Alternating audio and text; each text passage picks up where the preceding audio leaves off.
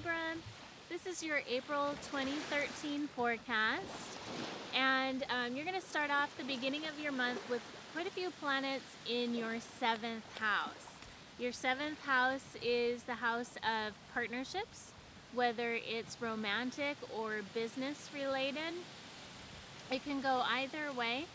It can also center around just very close relationships. So whether that has to do with, say, a best friend or a close sibling or even rivals. This can be an influence of either positive or negative. Likewise in business, if it's your partnership, or it could even be a competitor. So the focus will be on someone else with regards to kind of a long-standing committed relationship, whether it's business or romantic. One thing that would lean me towards saying that there's a better chance it's romantic, is that you have 3 planets relating to romance in that 7th house this month. You have Venus, which is your ruler and the planet of love. You also have Mars, which is your 7th house ruler. And you have Uranus, which is your 5th house ruler, and the 5th house rules romance. So that would make me say there's a good chance that you might have something, maybe if you're in a committed relationship, maybe there's a proposal coming your way. There might be some kind of romantic tie to the 7th house for you. There is a new moon as well on the 10th in your 7th house. So possibly if you've been in a relationship, this is the time that you might see that proposal. New moons tend to signify the beginning of something.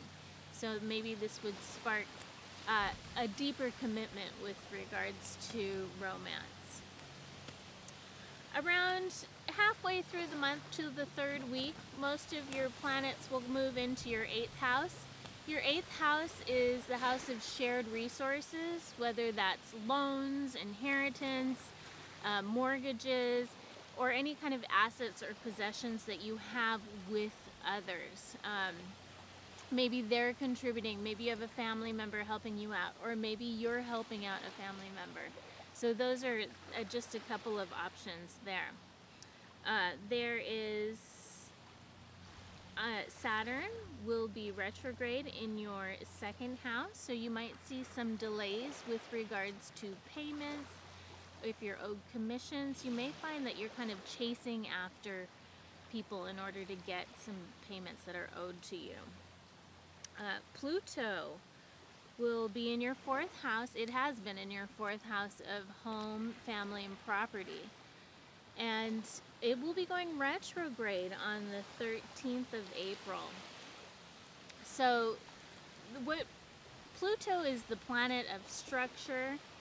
Kind of interesting, it's in your 4th house of homes, so you might find structure in terms of a foundation or a property, a physical home.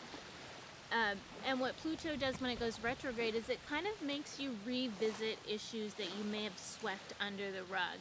It sort of forces you to go back and reevaluate things. So just be aware that you might, and this retrograde will last for a few months. So sometime in this period you may find that you're kind of going back and revisiting some issue that you may not have taken care of, and it's going to kind of force you to take action on that and actually fix whatever issue it is. There is a lunar eclipse this month in your 2nd house as well, on the 25th of April. And the lunar eclipses tend to be quite emotional, and they sometimes signify the ending of something. Your 2nd house is the house of income.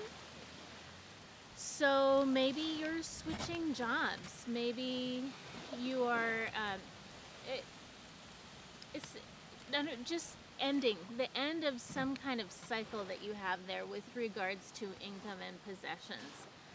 So it's hard to say what it would be exactly for you. It would be good to be able to look at your own personal chart and see what's activated by that influence during the eclipse with regards to your personal planets or your natal planets.